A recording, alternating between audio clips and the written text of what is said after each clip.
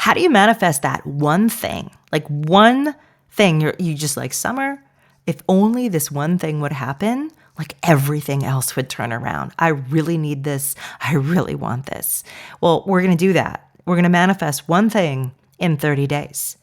And if it doesn't happen in 30 days, don't get your panties in a wad, because you'll still have created the momentum, the movement, the forward thrust, the template, the blueprint, everything your flow needs to finally completely understand you are serious as everything about this.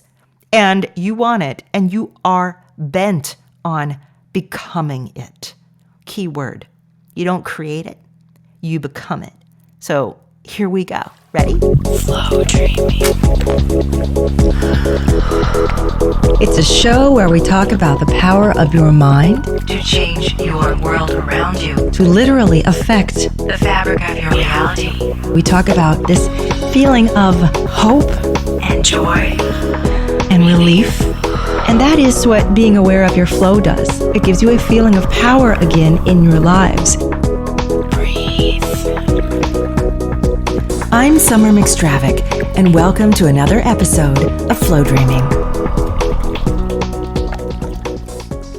All right, darling. So we're going to manifest one thing in 30 days. I know that sounds like a very tall order.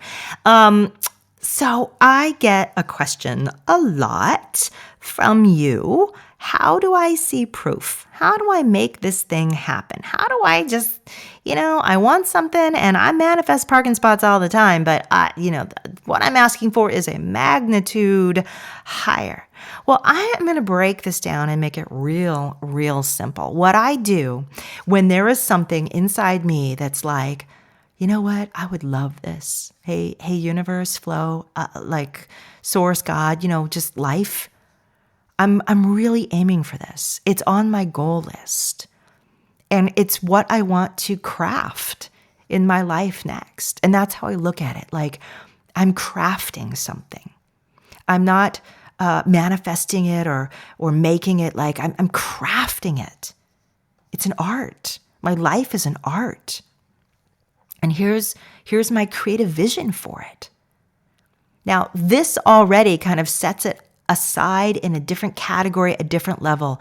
It's not like I need it. I'm needy. This will fix me. It'll fix everything. I'm pulling myself out of a powerless mindset, and I'm putting myself in I'm the artisan here. I am the magician. I'm the maker. I am the craftsman. You see?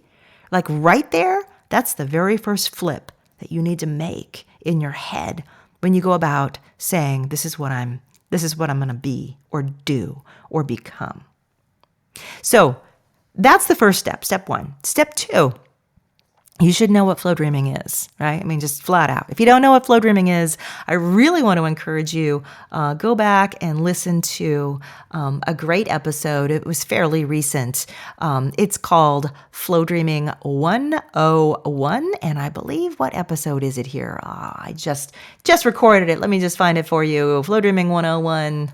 Oh, how come I don't have it? 618, number 618, Flow Dreaming 101. You got to learn how to flow. You got to get the kit. I've got totally free. I teach you how to flow for free. It's like a human right in my mind. You can't sell it. You have to just, it's a free thing. Learn it. It's part of you. So I give it to you in this tutorial, in this kit that you can get from the website. So once you understand the basis of flow dreaming, it's not meditation. It's not self-hypnosis. It's not affirmations, but it's a beautiful, like natural organic synthesis that you practice that just feels so great. Number two, okay, you got to know what we're talking about when I say you're going to flow now. Number three, the third thing I do when I am bent on manifesting something in a short time period. Okay, so we put the short time period on it because it's not that I want to have it absolutely happen, bing, like taking a pie out of the oven after 30 minutes. That's not the point of the 30-day idea. The point of the 30-day idea is I want you to change yourself in 30 days. I want you to develop a practice inside of you that you focus on, So it's like rewriting and rewriting and rewriting and rewriting. Pretend you have all this really crummy code in you. You're a computer, code, basically. I don't know anything about programming, as you can tell. So anybody who programs out there, you're welcome to laugh at me through this part. But you have a computer code, right? You're in Java. Or Oracle, isn't that an old one or something? PHP, there we go. I know a few things. I know at least the names of some of these. So you have this code and it's just really buggy and it's just like really terrible and it's super outdated and it keeps returning error after error after error in your life.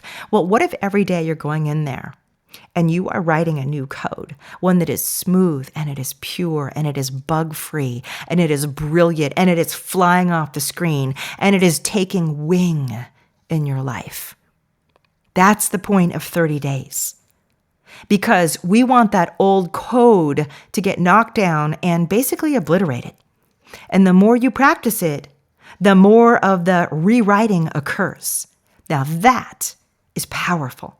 That's seriously powerful. This is so different than what we often do in our lives, which is like we get into this hoping and wanting, and we're like, I really want this to happen. I really hope this happens. And then we dwell on, but it's not happening. And I'm dealing with all this crap right now. And I'm just going to deal with this crap. Oh my gosh. Apologies, parents, with your kids listening, but there you go. But we get caught in this crap cycle, And oh my God, did I just coin something? The crap cycle. My God, I'm laughing at my own joke. It's like the lack cycle, folks, but it's the crap cycle. It's one less. So that's what most of us are doing. We're caught in the crap cycle and we are wishing and hoping, and every now and then we're flowing for it. But can you see how this doesn't really change things? But when you're on this 30-day program here, this 30-day goal, what you're saying is every day I'm rewriting this crap cycle. The new code is going in. That's number 3, right? Number 4. And I might get these numbers messed up because I'm already way off my notes for today's episode. Number 4. Now that you know you're going to do this and you're going to commit to it daily, right? You are committing to it daily. You're saying every single day I'm going to do this. I want you to pick a time.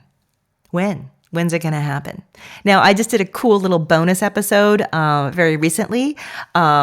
Which one was it? I think it was, 619. Where do you flow? I'll give you some ideas of how other people have integrated the practice into their life, like when they're flowing, when they're going in there and they're really feeling those great emotional endpoints.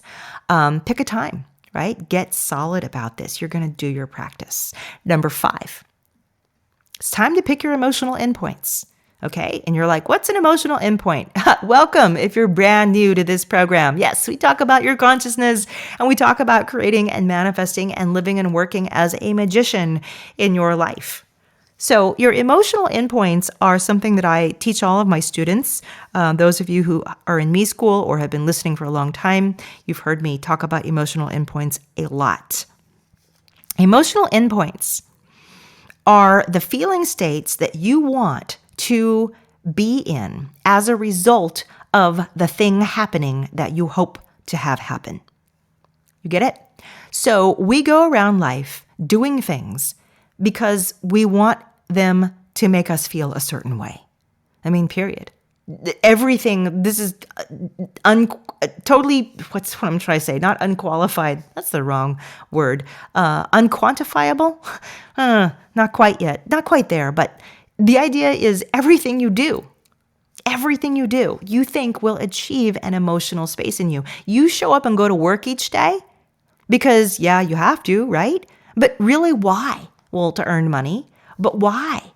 Well, if I earn money, then I can pay my bills. But why? Well, if I pay my bills, then I have a place to sleep and I have food. But why? Because then I feel safe, right? I'm safe. I need security. I need to be in a safe, stable place. Bingo. You just found your emotional endpoint. Why you go to work. Ultimately, you want to create safety in your life. And going to work and getting the money, and that's the route that you chose to reach that feeling of, hey, I paid my bills and me and my family, we're safe, right? We're fed and we're clothed and we're happy and we're safe. Everything you do has an endpoint to it. So whenever you're manifesting something, I want you to, one, look at the thing you're trying to make. And believe me, I know we all have a goal, like a thing. Like I want to, start my new retail shop. And I want to make sure I want to have a brilliant opening in 30 days with lots of customers. Fantastic. Great goal. What's the emotional endpoint? Well, I'm opening up this shop because I feel like finally, for the first time in my life, I'm going to do something that I really want to do. And what is that emotional endpoint? Well, I'm actually trying to get total emotional fulfillment. I want to be emotionally fulfilled. I want to feel like I'm living my purpose. Great. Your emotional endpoint is I'm living my purpose. You guys get where I'm going with this? Crucial. Now you say, well, if I just focus on living my purpose, then how do I know if the shop is actually going to happen? I mean, maybe something else will happen that makes me feel like I'm living my purpose. Well, that's my question to you. Does that matter? What if your greater self, your flow, everything knows that opening the shop is just one step on the journey to your total emotional fulfillment and living your purpose? Your eye is on the short-term goal. Your life's eye, your flow's eye, your every big part of you, physical and non-physical, says, well, you want your life's purpose? You want to feel like you're living in your passion and in your power? Go for it, my child. We support you. Because you keep telling us this, we're going to do everything. We're going to pull on every string to make that happen.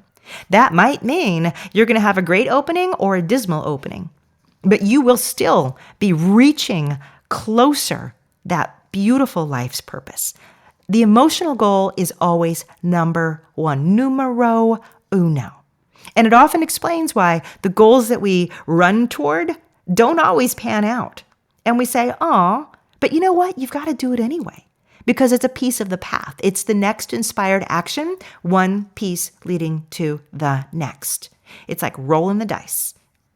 So you have your emotional endpoint chosen. You know what feeling you want your goal to give you. Now what? Well, you're going to flow on it. You're going to flow dream on it. You're going to flow dream on it. You're going to flow dream on it. You're going to go into your flow. You're going to go into that emotional endpoint, and this is key. This is key. And what is this? Number 5? Flow dream on it.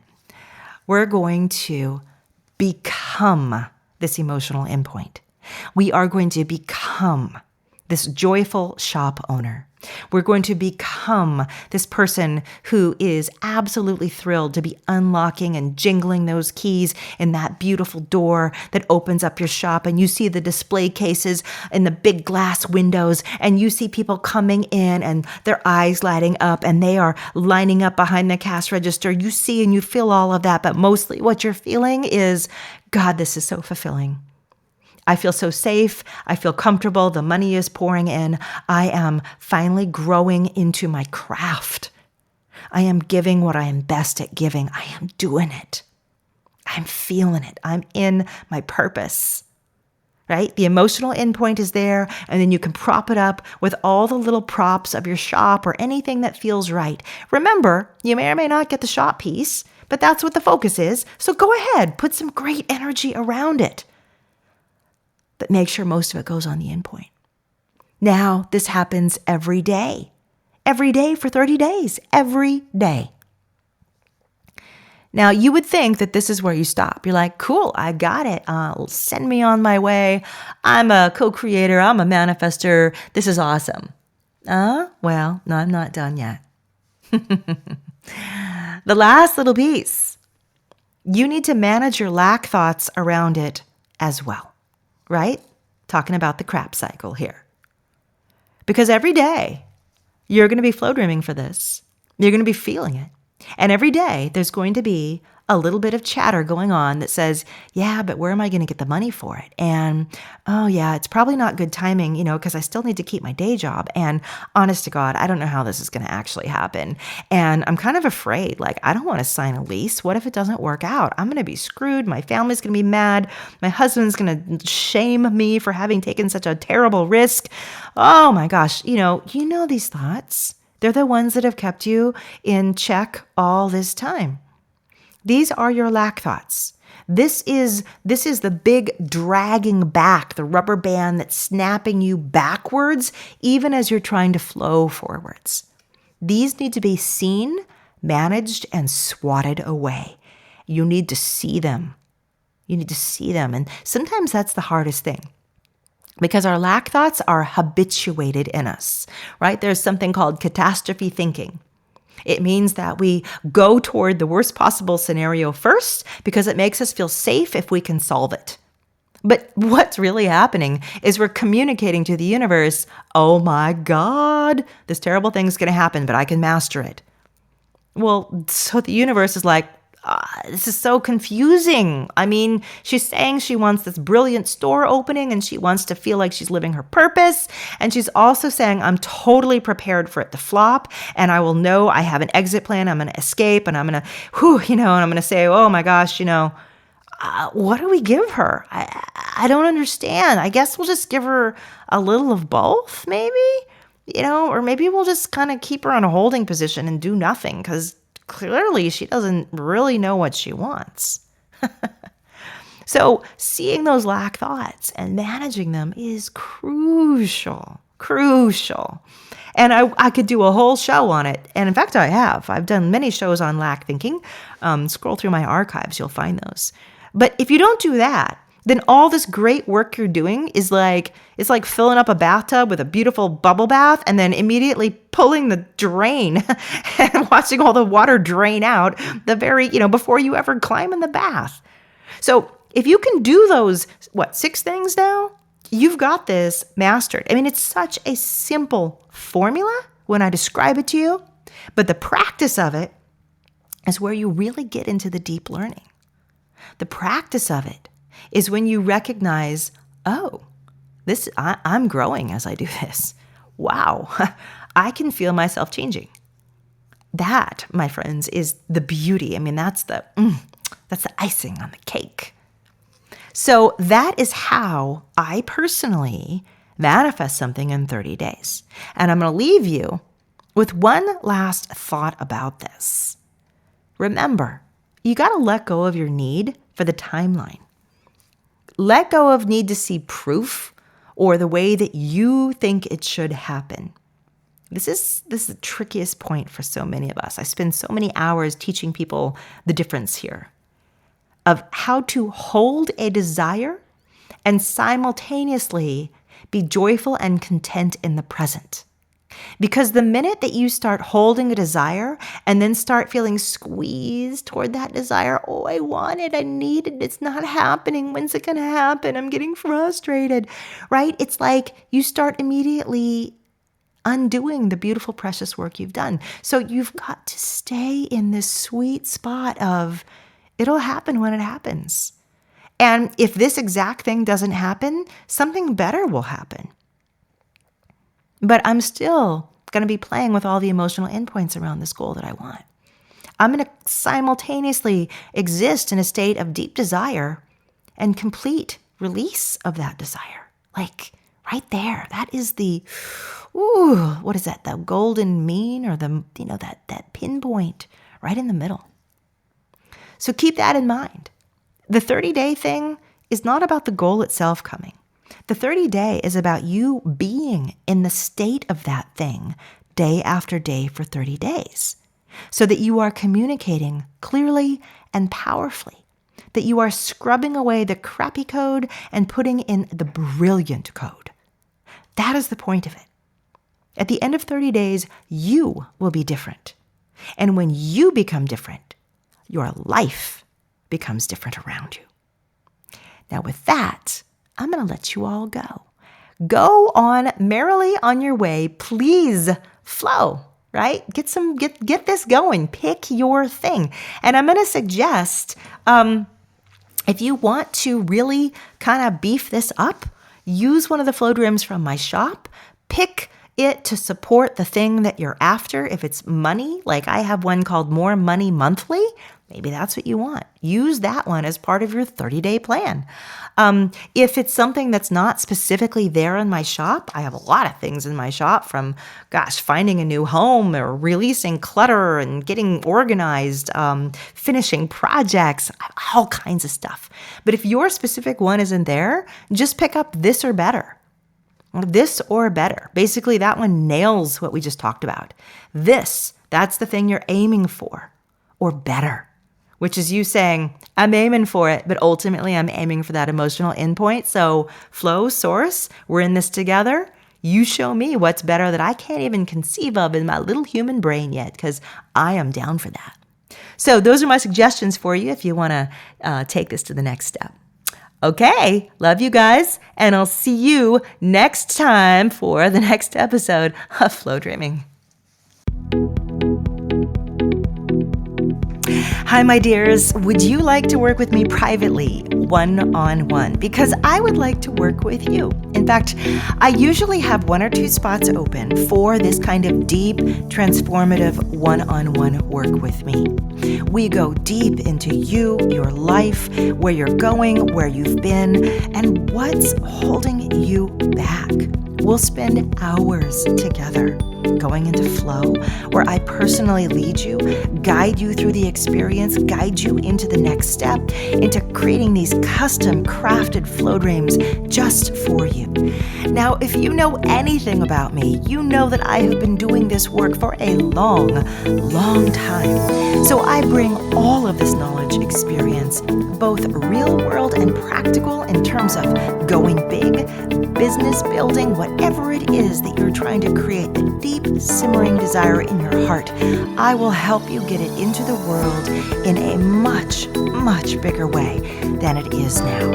All it takes is you trusting yourself that you can do it, that we can do this together, and that it's going to be worth it to you to make this kind of inner investment in your life. Look, we're in a new decade. When is it going to happen for you? When is it going to be time for you to reach out and really give your extraordinary greatness into this world? If you're interested in becoming one of my private personal students, all you have to do is go to flowdreaming.com/coaching or send me an email, summer@flowdreaming.com. So if you're ready to really rock it out, go big, you've seen what I've done, you want to have a similar plan of your own to follow, then I am here for you in private coaching. I've got your back.